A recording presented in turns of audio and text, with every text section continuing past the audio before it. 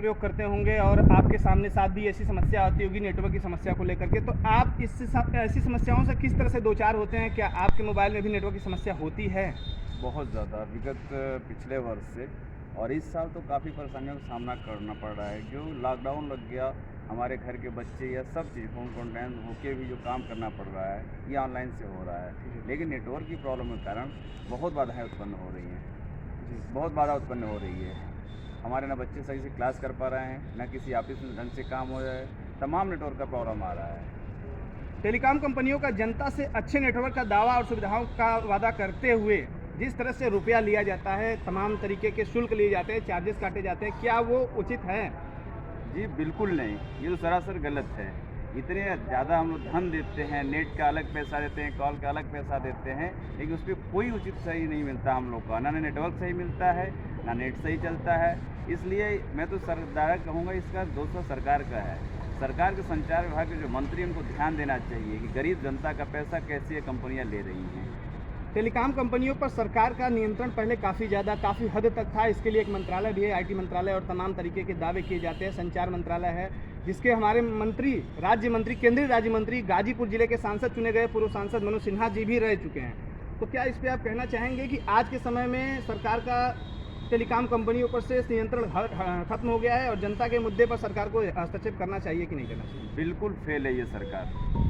ये सरकार और इस विभाग के मंत्री मंत्रालय बिल्कुल फेल है, कुछ नहीं इनका असर है। यहाँ सरकारी कंपनी बीएसएनएल जो है, ये किस तरह से चल रही है, क्या हालात है, इसको सरकार जानती है। और प्राइवेट कंपनियाँ इतनी धन उगाही कर रहे हैं, इतनी धन उगाही कर रहे हैं, जनता का, गरीब जनता का पैसा ले रहे हैं, लेकिन उनको उचित कोई व्यवस्था नहीं दी जा रही है। मेरे ख्याल से पिछले वर्ष शायद वोडाफोन कंपनी ने अपना नुकसान कुछ 73,131 करोड़ का दिखाया था, लेकिन आज तक मैं नहीं जानता हूँ कि उनको नुकसान हुआ। नुकसान तो बीएसएनएल का हुआ है, वहाँ कर्मचारियों का हुआ है, लोगों का हो रहा है, लेकिन सरकार इस मुद्दे पे विफल है।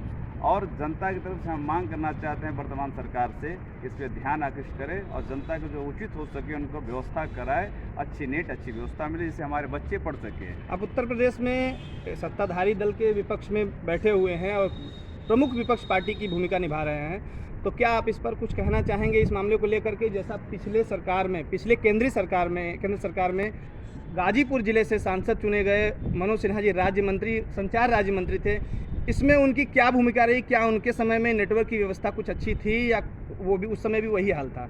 मुझे तो नहीं लगता।